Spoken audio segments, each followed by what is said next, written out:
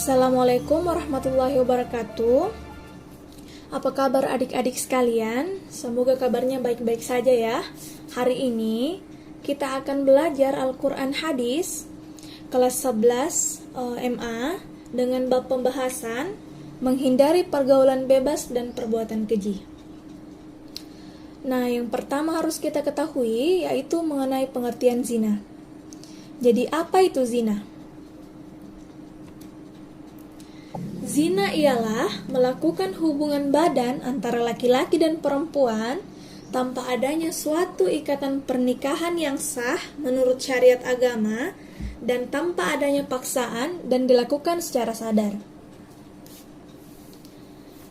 Selanjutnya, adapun ayat di dalam Al-Quran yang membahas mengenai zina, yaitu di dalam Quran Surah Al-Isra ayat 32 yang bunyinya, Bismillahirrahmanirrahim. Wala taqrabu zina innahu kana fahisyatan wa sa'a sabila. Terjemahannya, dan janganlah kamu mendekati zina, sesungguhnya zina itu adalah suatu perbuatan yang keji dan suatu jalan yang buruk.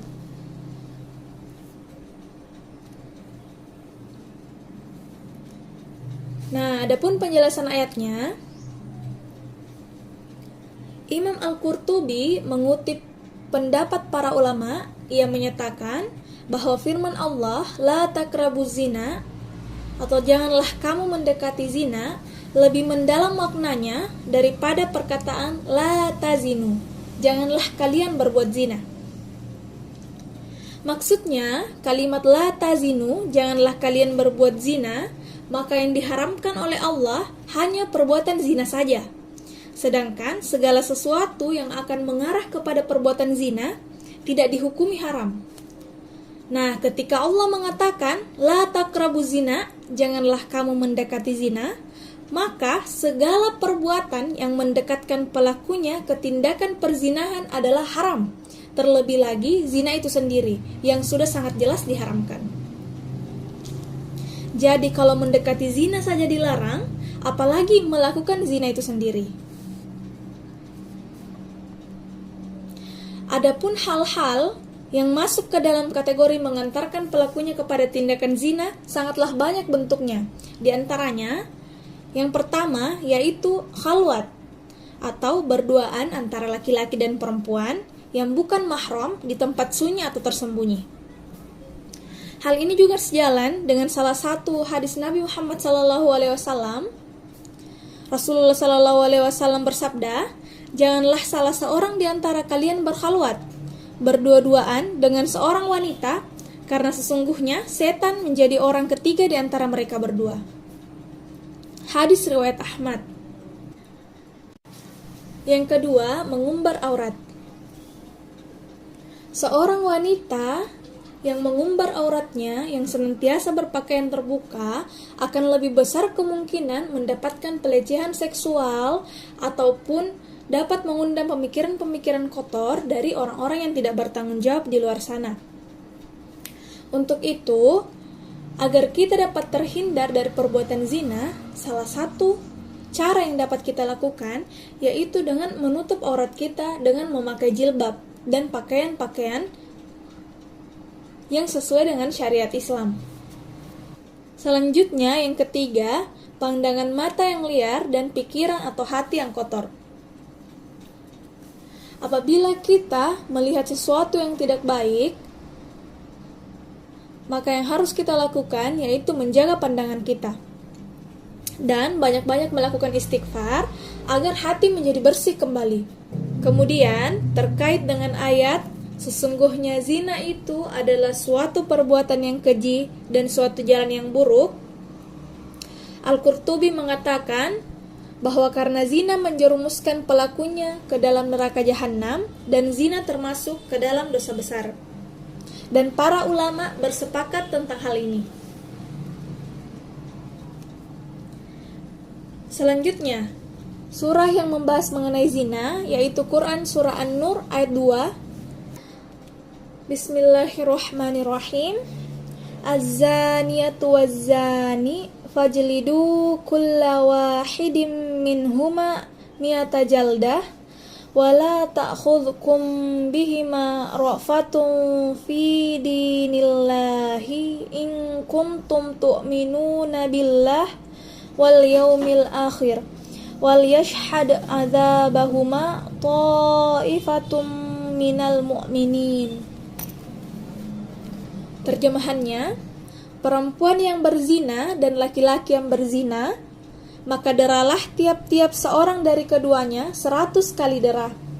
Dan janganlah belas kasihan kepada keduanya, mencegah kamu untuk menjalankan agama Allah, jika kamu beriman kepada Allah dan hari akhir.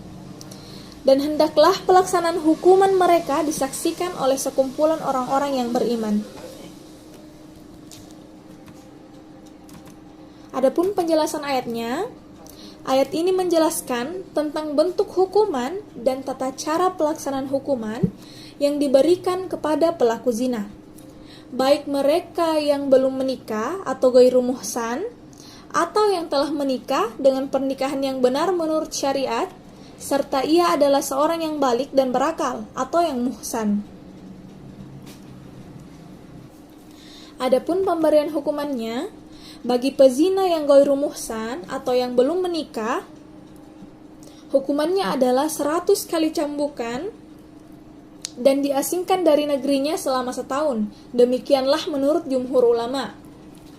Sedangkan menurut Abu Hanifah, sanksi pengasingan ini akan dikembalikan kepada pendapat imam atau penguasa yang ada di daerahnya. Jika dia berkehendak, maka dia akan diasingkan. Namun, jika dia tidak berkehendak, maka pengasingan ini tidak perlu dilakukan. Sementara itu, hukuman yang diberikan kepada pezina yang telah menikah atau yang muhsan adalah dengan dirajam atau ditanam sebagian badannya, kemudian dilempari dengan batu.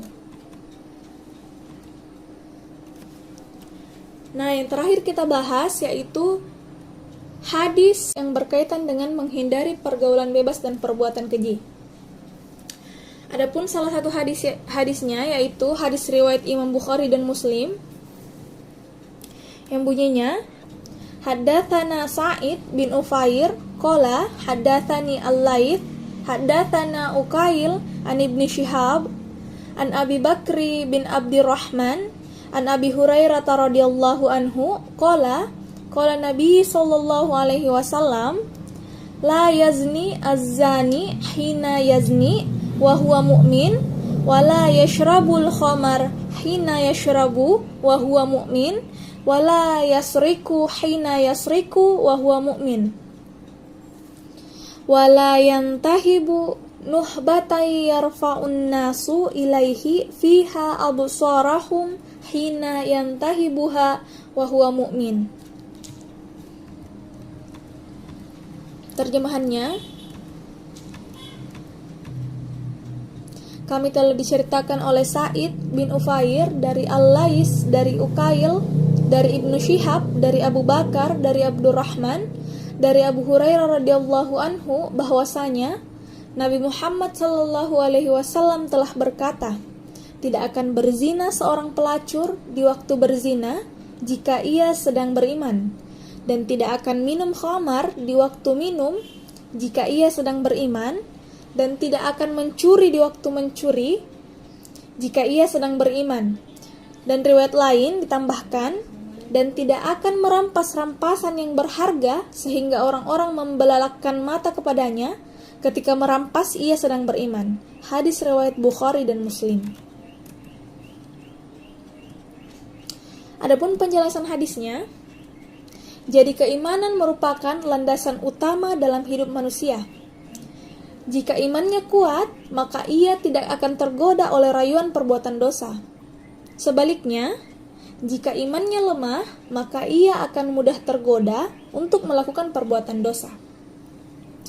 Nah, dalam hadis di atas, jika keimanan seseorang itu kuat, maka ia tidak akan mau melakukan 4 perbuatan tersebut, yaitu berzina, minum minuman keras, mencuri dan merampas hak orang lain. Begitupun sebaliknya, bila seorang melakukan 4 perbuatan tersebut, maka artinya bahwa saat itu imannya sedang dalam keadaan yang lemah atau tidak sempurna. Jadi sekian pembahasan kita hari ini mengenai menghindari pergaulan bebas dan perbuatan keji. Apabila ada kekurangan, mohon dimaafkan. Wassalamualaikum warahmatullahi wabarakatuh.